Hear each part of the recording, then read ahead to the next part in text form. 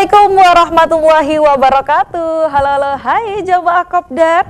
Kembali lagi dalam program kesayangan kita Kopi Darmo, Kopdar bareng orang-orang pintar. Masya Allah. Di sini tadi udah kelihatan, wah sudah ada narasumbernya, tapi kita sapa-sapa dulu ya jamaah Kopi Darmo yang ada di rumah. Bagaimana kabarnya hari ini, atau mungkin yang sedang menjalankan ibadah puasa sunnah hari Kamis ya, puasa Senin Kamis. Jangan lupa mulai disiapkan ya menu buka puasanya apa ini nanti ya di sore nanti. Maka dari itu nanti Indah di sini akan membahas seputar 2 tahun BSI Maslahat membangun ekosistem bisnis Islam bersama BSI Bank Syariah Indonesia. Di sini sudah berjajar dengan Indah dua narasumber yang tampan rupawan ya. Kita sapa dulu, Masya Allah. Ya, di tengah ini sudah ada Pak Rahadi Kristianto selaku Senior Business Development Islamic Ecosystem Bank BSI RO8 Surabaya. Assalamualaikum Pak Anto. Waalaikumsalam Mbak Indah. Sehat-sehat hari ini? Alhamdulillah. Alhamdulillah. Habis dari mana tadi Pak? Habis dari keliling.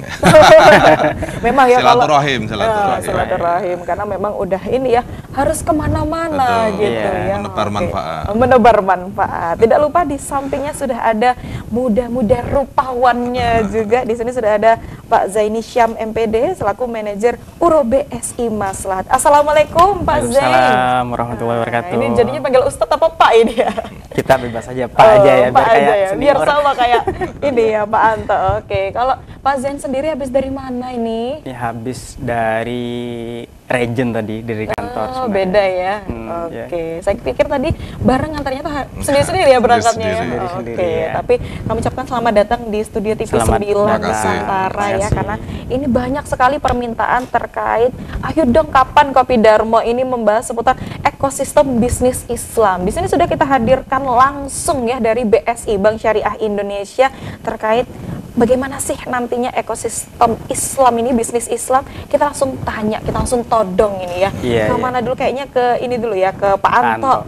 Kira-kira bagaimana terkait dengan ekosistem bisnis Islam? Boleh dikasih prolog-prolog dulu ini. Siap, Pak Indah. Silakan. Alhamdulillah. Assalamualaikum warahmatullahi wabarakatuh. Waalaikumsalam warahmatullahi wabarakatuh. Kita bicara tentang Islamic Ecosystem ya. Bank Syariah Indonesia sejak lahir di tahun 2021 hasil merger dari 3 bank syariah, Bank Syariah Mandiri, Bank BRI Syariah, dan Bank BNI Syariah.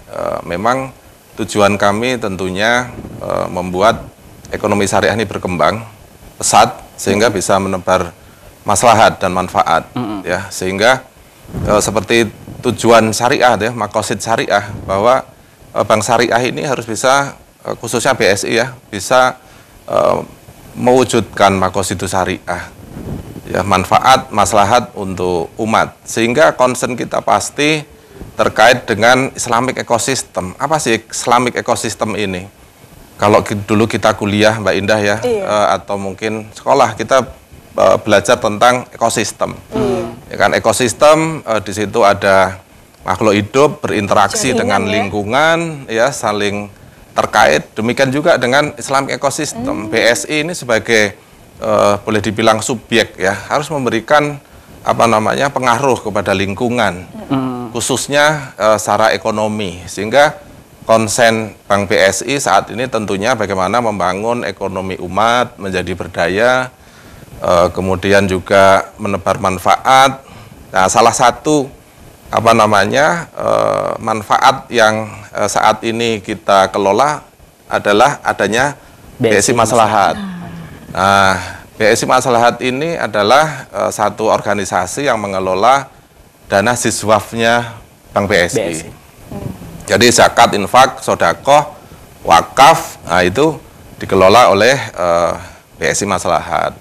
Mulai dari mana sumbernya? Sumbernya dari pendapatan bank yang dikenakan zakat. Nah, ini juga yang membedakan bank konvensional dengan bank syariah. Bank syariah pendapatan perusahaannya dipotong 2,5% masuk menjadi zakat perusahaan. Belum lagi dari karyawannya, seluruh karyawan dipotong zakat setiap bulan ya, sehingga itu harapannya bisa tadi sebagai sumber untuk memberdayakan ekonomi keumatan. Ditambah lagi satu, sumbernya adalah dari bagi hasil simpanan nasabah. Nah, itu selain memang dipotong pajak oleh pemerintah ya, kita mengenakan zakat dari pendapatan bagi hasil. Oke, kurang lebih seperti itu. Boleh, kurang lebih seperti itu. Ngomong-ngomong soal konsen dari BSI, tadi ada BSI Maslahat. Wah, ini baru pertama kali dengar kayak, atau mungkin jamaah kopdar juga bertanya-tanya, BSI Maslahat itu yang seperti apa sih? Langsung aja kita todong. Pak Zain, boleh dijelasin dong tentang BSI Maslahat ini? Baik, jadi BSI Maslahat itu tadi sudah sedikit dijelaskan yang bagian dari BSI atau mitra BSI dalam mengelola Ziswaf dan CSR ya. Jadi betul tadi disampaikan bedanya BSI dengan bank lain itu sebelum bayar pajak jadi dipotong zakat dulu 2,5%. Inilah yang dikelola oleh BSI Maslahat. Sekaligus ini dalam rangka memang membangun ekosistem secara bisnis Islam. Dan kan biasanya kalau membangun bisnis itu harus yang menengah ke atas. Tapi dengan adanya BSI Maslahat yang tadi sudah dijelaskan yang kedua, ulang tahun yang kedua, itu kita bisa membangun bisnis Islam itu bisa dari menengah ke bawah. Wow, sehingga menarik ya. Yang tidak bankable tadi kita support dari segi pendanaan, akhirnya mereka bisa berdaya, bisa berbisnis atau MKM ya. Sehingga nanti mereka harapannya memang mereka naik level menjadi yang awalnya bisnis nggak bankable, kita melalui BSI Maslahat, melalui sifatnya kariti ya, tapi yang sifatnya pemberdayaan, itu yang dikelola BSI Maslahat. Dan BSI Maslahat itu dalam rangka membangun ekosistem bisnis itu dari orang yang kita support dalam bidang bisnis yang mikro istilahnya yang nggak bankable tadi. Kalau sudah bankable kan ke BSI-nya nih. Tapi kan di bawah secara perbankan belum memenuhi ini kan ada syarat-syarat tentu ya. Sehingga pakai secara dana Ziswaf atau kariti. Maka itu sebenarnya yang menunjang Indonesia ini jadi literasi keuangan syariahnya secara indikator itu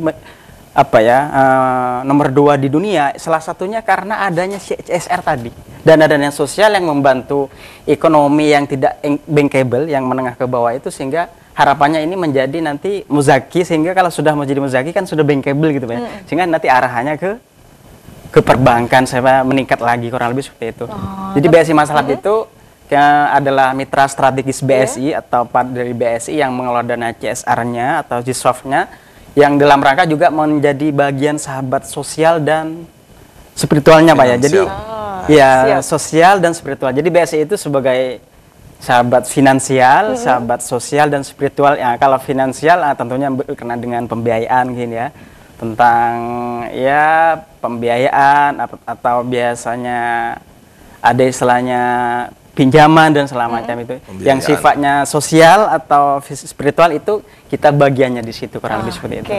Tapi kalau misalnya supaya ini ya jamaah Kopi Darmo biar nggak salah paham, kira-kira dari BSI dan juga BSI Maslahat ini memang beda untuk banknya, atau memang BSI Maslahat bagian dari BSI, atau mereka berdiri sendiri-sendiri, atau seperti apa ini Pak Zain? Baik, jadi sebenarnya betul. Kok tadi ditanyakan siapa itu? Jadi kok BWI mengucapkan selamat ke BSI Maslahat.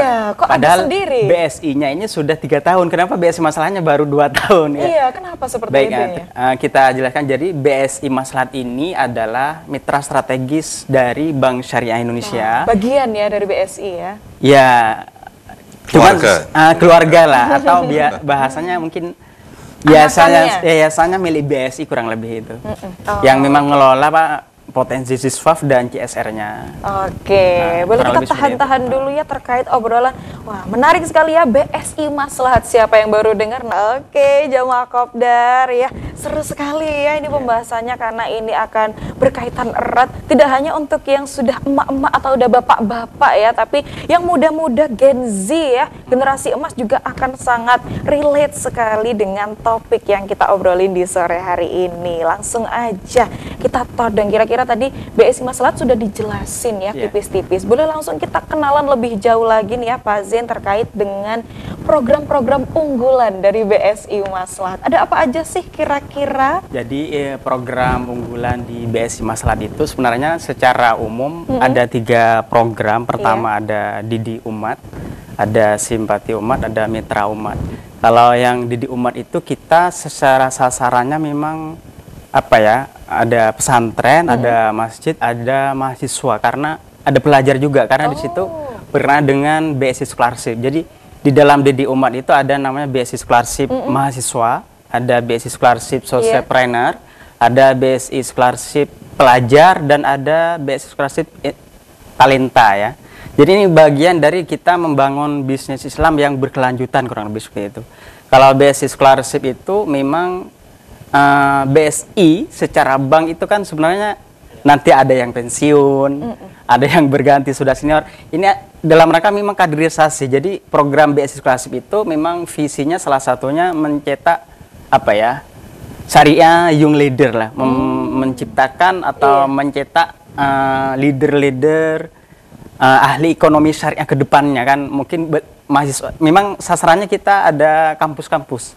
Jadi sampai saat ini sudah di Indonesia kurang lebih 100 kampus. Masya Allah. Dengan apa ya, 3.000 sampai 5.000 dengan pelajarnya ya, yang penerima manfaat dari BSI Scholarship. Termasuk kalau di Jawa Timur ini sudah banyak ya. Sudah banyak sekali ya. Kita sebut merek atau nggak perlu ya. Jadi ini memang dalam rangka membentuk ekosistem bisnis yang berkelanjutan. Nanti mahasiswa ini di samping kita kasih mentoring pembinaan leadership tentang literasi ekonomi syariah yang dalam rangka membentuk ekosistem bisnis tadi ya, dan di samping itu bagaimana yang mereka penerima manfaat tadi, yang karena ada yang memang prestasi, ada yang memang mereka dapat beasiswa itu, scholarship itu karena mereka punya bisnis yang memang belum bankable tadi.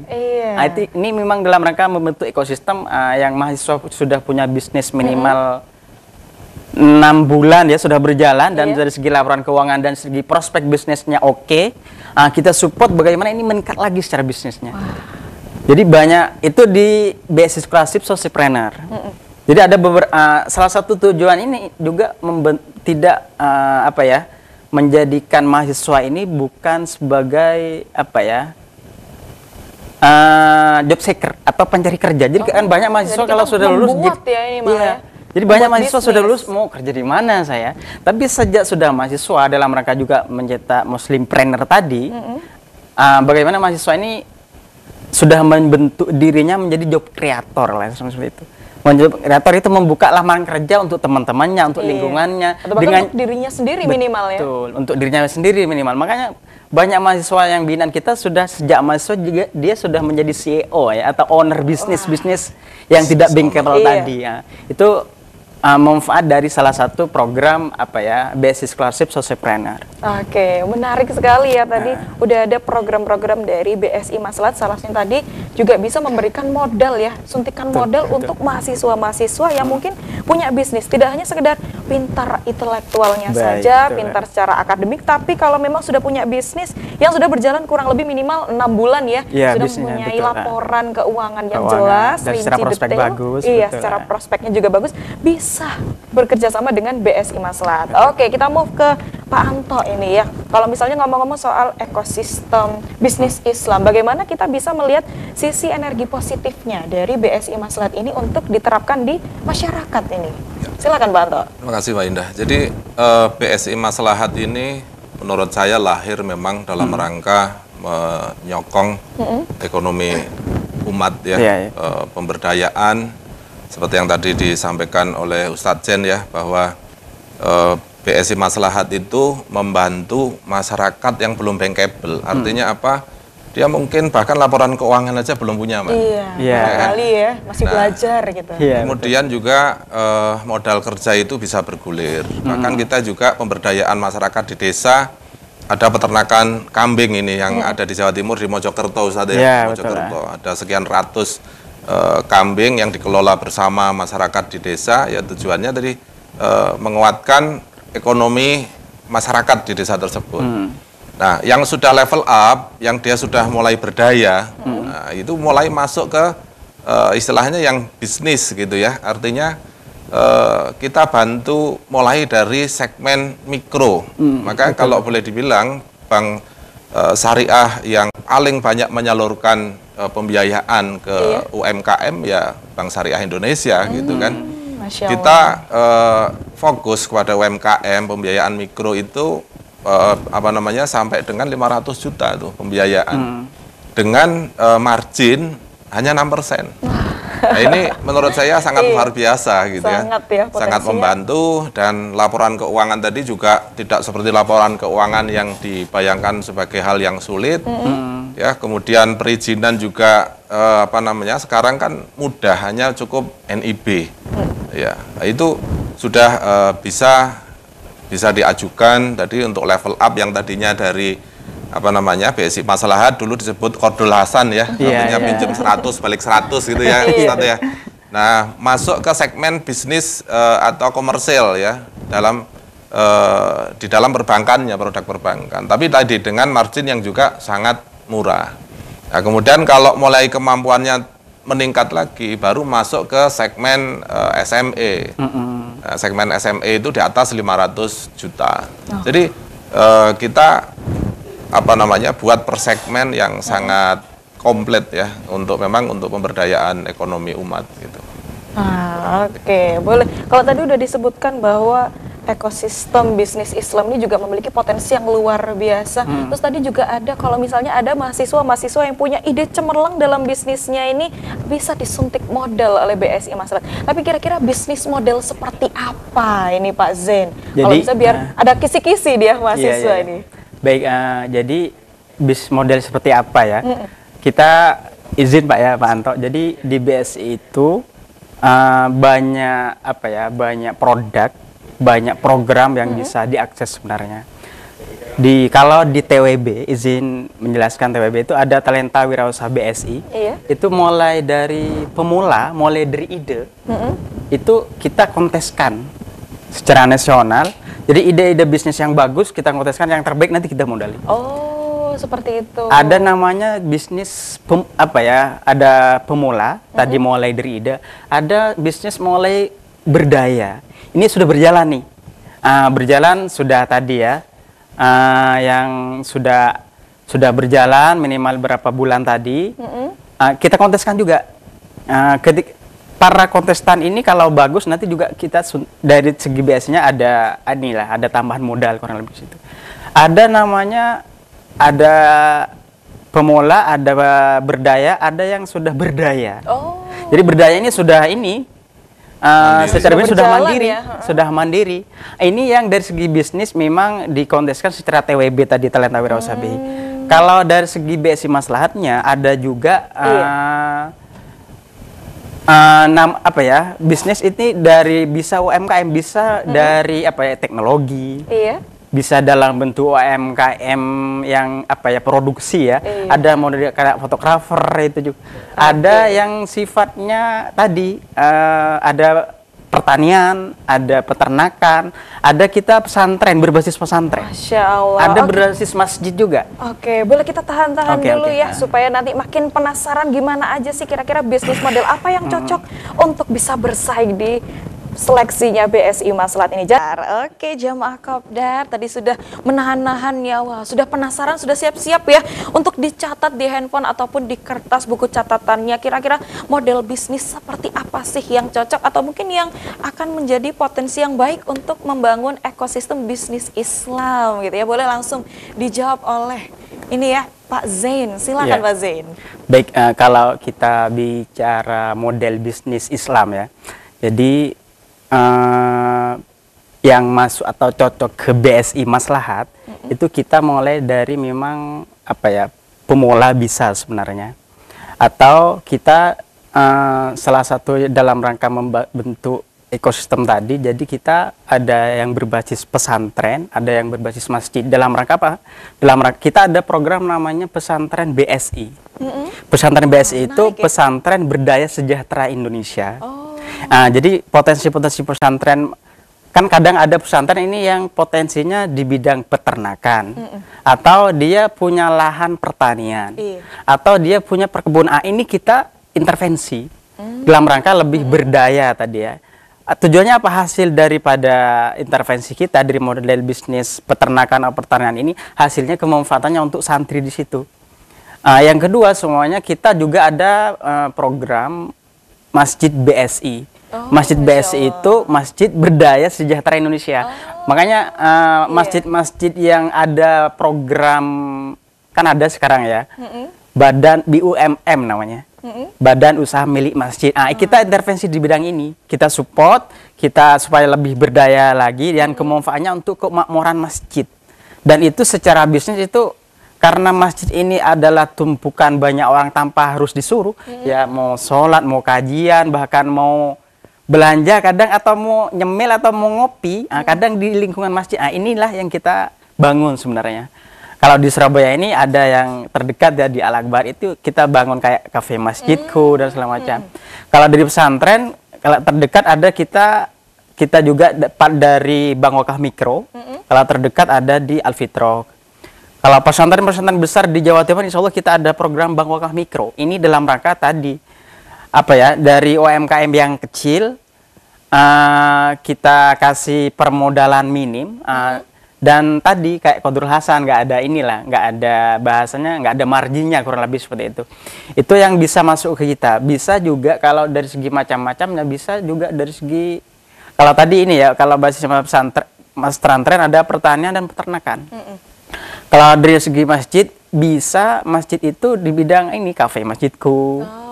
Dan kalau terdekat yang ini di secara brilian ya. Iya, ada di Masjid Al-Akbar, itu ada di kita, program kita juga. Oke, berarti itu salah satu program dari BSI Maslahat. Betul, bersama BSI tentunya ya. Bersama BSI tentunya. Oke, ngomong-ngomong nih ya Pak Anto, kalau misalnya kita tarik lebih jauh terkait supaya nanti tidak ada yang namanya dipandang sebelah mata, kita kenalkan bagaimana kira-kira peluang atau potensi yang dimiliki oleh ekosistem bisnis Islam tidak hanya di Indonesia atau mungkin bisa bermanfaat untuk di kancah dunia mungkin.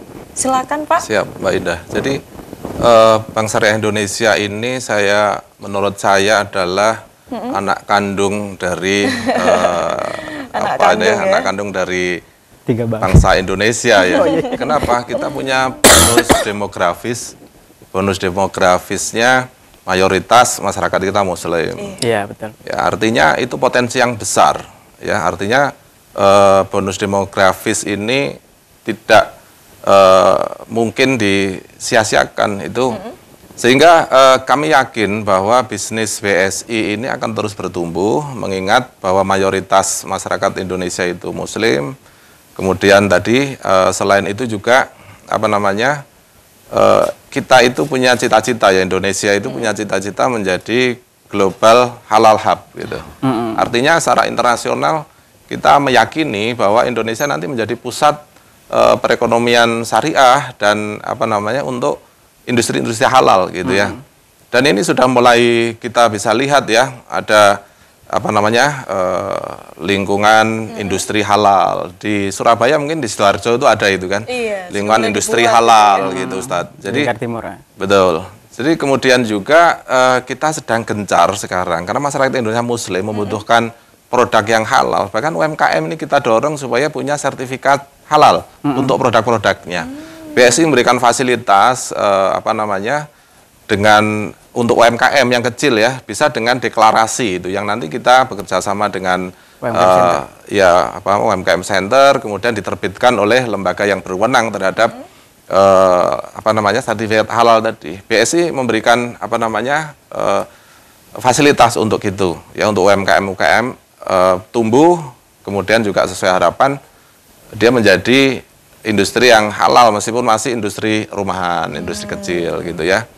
Kemudian selain itu juga tidak hanya produk-produk yang sifatnya food and beverage ya, mungkin termasuk juga produk Tekstil gitu? kosmetik, Oh, ya kan? bisa, Kemudian produk-produk yang pokoknya dipakai oleh masyarakat yang kita harus meyakini kehalalannya. Bahkan kadang-kadang mungkin orang nggak tersirat ya, sepatu itu ada yang halal apa nggak halal gitu. Karena kalau kita teliti ya, kalau kita pas ke mall gitu, ada yang dibuat kulitnya dari kulit babi. Oh.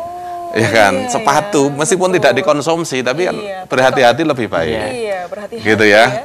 Kemudian produk parfum tuh, parfum kan ada bahannya yang dari alkohol biasa atau alkohol yang berasal dari apa namanya lemak-lemak hewani yang itu bukan halal gitu. Nah ini juga masyarakat perlu dilakukan edukasi. Nah cita-cita kita bahwa semua yang terkait dengan Bank Syariah Indonesia ya, baik apa namanya yang menggunakan produknya maupun yang mendapatkan penyaluran pembiayaannya.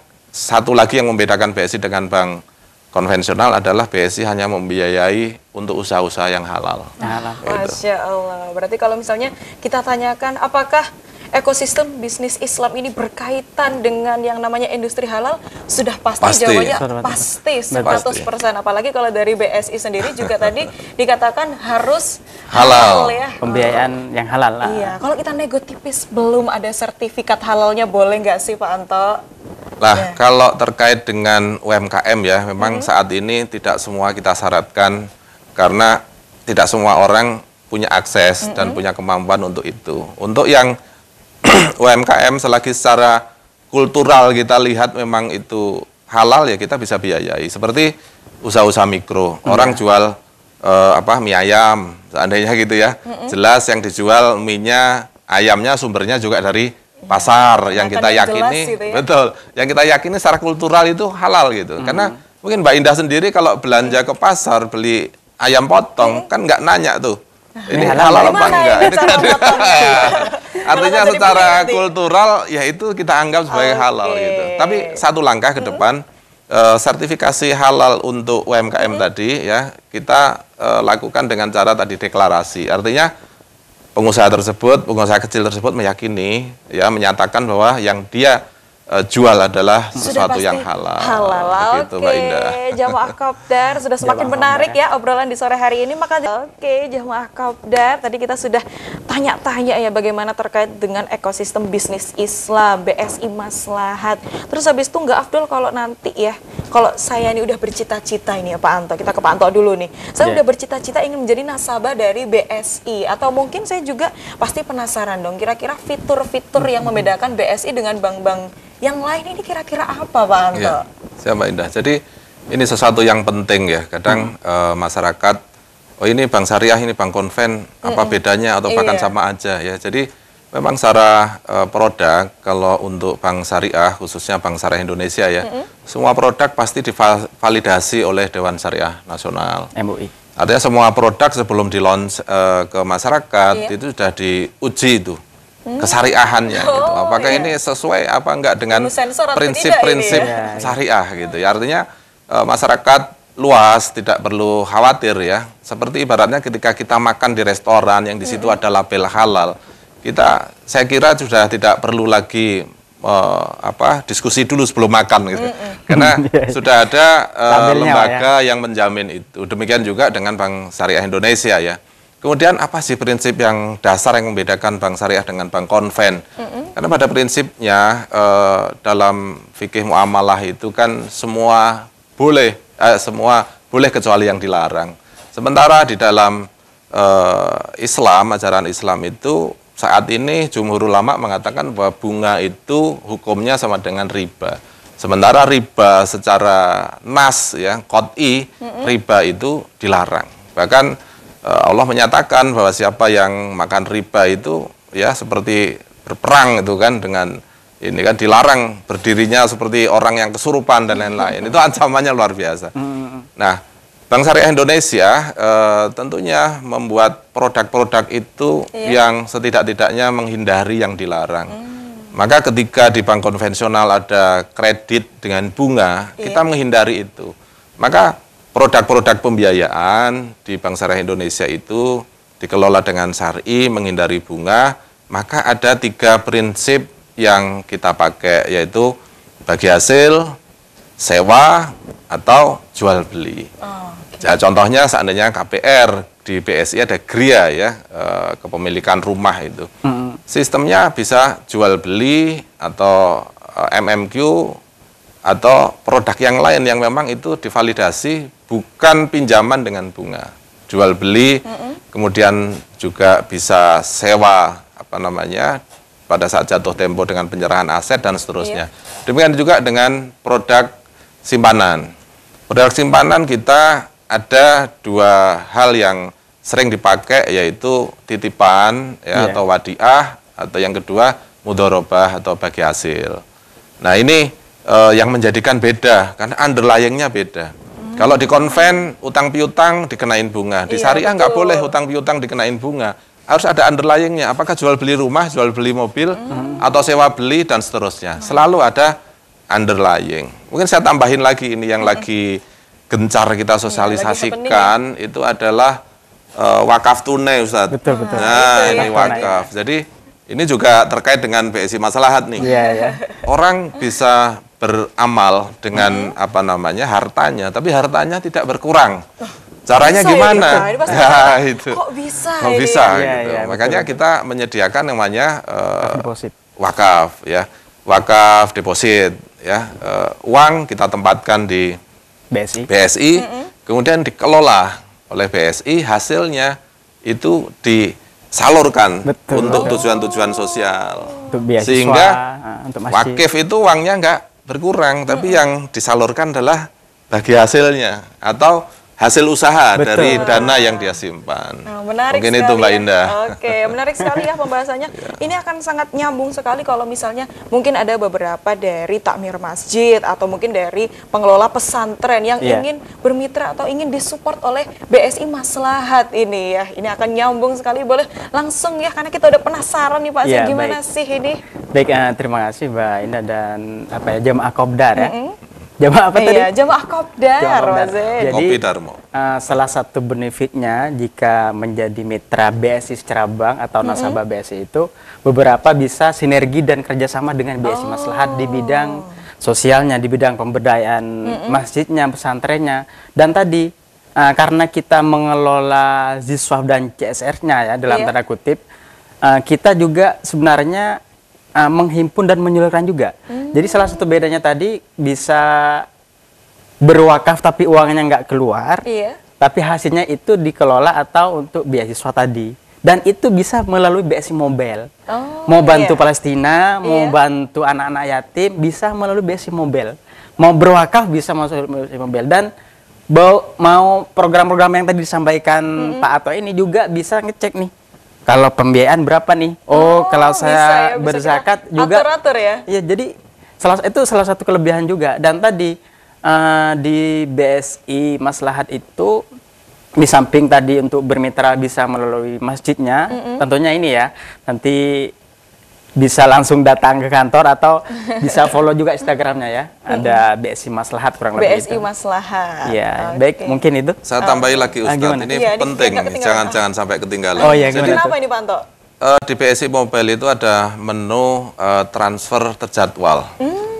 Betul. Nah, ini penting. Jadi kan ada satu ajaran ya, bahwa barang siapa yang bersedekah pada waktu subuh, betul. maka didoakan oleh malaikat maka lipat gandakanlah pahala orang yang berinfak, sedekah gitu, dan hancurkanlah harta orang yang tidak berinfak. Dan setiap menjelang subuh itu malaikat turun tuh untuk mendoakan itu. Nah, kita kadang-kadang subuh masih ngantuk ya, gimana kita berpikir mau infak tuh kan. Nah, BSI Mobile menyediakan itu. Bisa mulai dari Rp1.000, bahkan mungkin Rp100 mungkin bisa. Sudah kayak terjadwal Pak ya. Nah, terjadwal sepanjang masa. Setiap subuh. Setiap subuh. Itu nanti di debat biasanya dini hari.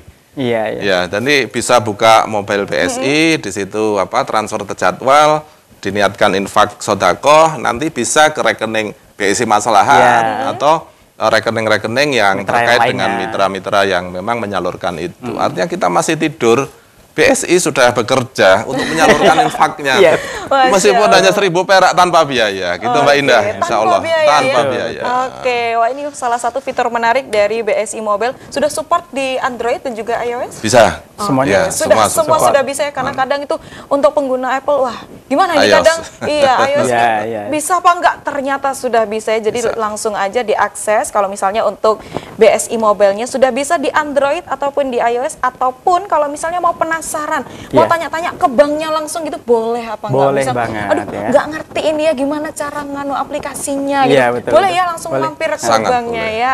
Oke, langsung aja ya. Habis ini langsung dicatat, siap-siap besok berangkat ke Bank BSI. Oke, jamaah Kopdar, ini sudah makin semangat, tapi sayangnya kita harus sudah memberikan ini ya pesan-pesan ini. Boleh kita mulai dari Pak Zain terlebih dahulu. Boleh kasih pesan-pesan untuk jamaah Kopdar yang ada di rumah? Silakan Pak Zain. Jadi ini pesan-pesan ya, tapi pesan-pesan terakhir ya. Jangan yang terakhir ya. Baik, jadi jemaah Kopdar, kita BSI Maslahat ada bagian atau mitra strategis oleh Bank BSI yang mengelola dana Ziswaf dan CSR-nya. Kita ada beberapa program Didi Umat, Mitra Umat, dan Simpati Umat, yang itu dalam rangka memang kita distribusi dan bahkan menghimpun juga mendistribusikan dana sosialnya BSI, baik dari beasiswa, bantuan kebencanaan mungkin, atau berkenaan dengan UMKM. Dan nanti bisa juga kita ada layanan konsultasi Ziswaf atau konsultasi berkenaan dengan halal dan PRT dan segala macam. Kita bermitra, dan kalau di Surabaya ini ada namanya BSI UMKM Center, Pak ya. Baik, nanti bisa juga konsultasi ke cabang langsung atau melalui ini Instagramnya ya. Ada Instagramnya @BSI Maslahat, ada YouTube-nya BSI Maslahat, dan ada nomornya juga sebenarnya. Baik, mungkin itu, terima kasih. Jamaah Kopdar, mudah-mudahan kita bisa berjumpa di lain waktu. Bisa bermitra bersama Pak ya, Zain bisa dari bermitra baik BSI pesantren, Maslahat. masjid, dan yang sifatnya charity dan pemberdayaan mungkin bisa dengan BSI Maslahat. Baik, terima kasih. Kita lanjutkan untuk waktunya Pak Anto juga memberikan pesan-pesan ya, barangkali ini calon-calon nasabah BSI yang masih ragu-ragu, biar dimantepin ini ya sama Pak Anto. Silakan Pak. Ya, siap Mbak Indah. Jadi saya mengajak masyarakat luas apalagi generasi muda, kita level up-kan kegiatan ekonomi kita. Kalau kita bertransaksi di bank lain, mungkin kita hanya mendapatkan satu manfaat, yaitu ekonomi, Mbak Indah. Tapi kalau insya Allah dengan BSI kita dapat dua manfaat sekaligus. Transaksi keuangan kita terjamin, kebutuhan kita difasilitasi oleh BSI, one stop services ya. Yang kedua apa? Ada aspek-aspek ibadah di situ. Ya, ketika kita bertransaksi menggunakan tabungan BSI, kemudian menggunakan fasilitas pembiayaan BSI, maka jadi laba di BSI. Labanya dipotong untuk zakat. Zakatnya disalurkan untuk umat. Itu yang saya sampaikan tadi. Kalau di bank lain, di konvensional, kita mungkin hanya dapat satu pahala. Di bank BSI insya Allah maslahat tuh, dua manfaat. Saya kira gitu Mbak Indah. Oke, terima kasih banyak Pak Anto dan juga Pak Zain. Ini ya spesial kita hadirkan dari BSI ya, Bank Syariah Indonesia, dan juga ini kita hadirkan dari BSI Maslahat. Nah, ini langsung ya, berarti jamaah Kopdar PR-nya habis ini ya. Yang pertama adalah kepoin sosial medianya ya. Atau mungkin kalau misalnya nggak ngerti, masih pengen tanya-tanya, bisa langsung hubungi nomor yang tertera ya, di bio Instagramnya. Bisa DM juga Mbak Indah. Bisa DM juga. Dibales nggak nih kalau dibales ya. Kalau misalnya chatnya di jam kerja, insya Allah dibales ya. Kalau jam 3 dini hari kayaknya dibalasnya besoknya begitu ya. Oke, jadi langsung aja yang belum punya rekening bank, kalau misalnya penasaran, wah kayaknya apa ya bank yang paling cocok untuk saya sebagai muslim. Kalau misalnya sekalian menggunakan fitur bank, sekalian berekonomi, tapi ini mendapatkan fitur pahalanya juga ya, segi ibadahnya ini, bisa langsung aja pilih BSI atau juga Bank Syariah Indonesia. Kita ucapkan terima kasih banyak untuk seluruh jemaah Kopdar yang sudah menyaksikan Kopi Darmo di sore hari ini. Kita masih akan kembali lagi di esok hari ya, pukul 16.30 sampai 17.30 waktu Indonesia Barat. Saya Indah Kumaidi, mewakili segenap kru yang bertugas mengucapkan terima kasih. Wassalamualaikum warahmatullahi wabarakatuh. Waalaikumsalam. Kopi Darmo, Kopdar bareng orang-orang pintar.